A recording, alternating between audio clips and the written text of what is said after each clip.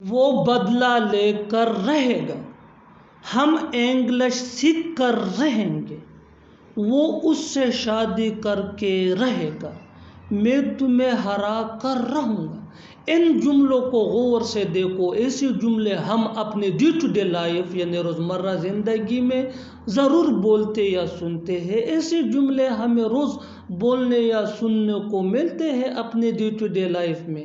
ان جملوں کے لیے انگلش کا یہ اسٹرکچر یوز ہوتا ہے۔ Let me explain. Subject plus helping ورب۔ ہیلپنگ ورب یہ سبجیکٹ کے مطابق ہوگا plus determined two plus V1 یعنی first form of verb plus other words. یہی وہ فارمولا ہے۔ آگے ڈیٹیل سے سمجھاتا ہوں مثالوں سے۔ Here are some example for better understanding۔ وہ بدلہ لے کر رہے گا۔ He is determined to take revenge۔ He is determined to take revenge۔ ہم انگلش سیکھ کر رہیں گے۔ We are determined to learn English۔ We are determined to learn English۔ وہ اس سے شادی کر کے رہے گا۔ He is determined to marry her۔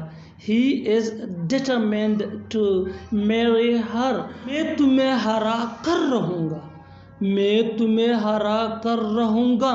I am determined to defeat you۔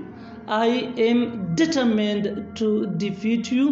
اور آخر میں یہ سینٹنس آپ کے لیے کامنٹ سیشن میں اس کا جواب ضرور دینا۔ وہ وہاں جا کر رہے گا۔ وہ وہاں جا کر رہے گا۔ Subscribe to English PS for more advanced English sentence structure۔ Thanks من۔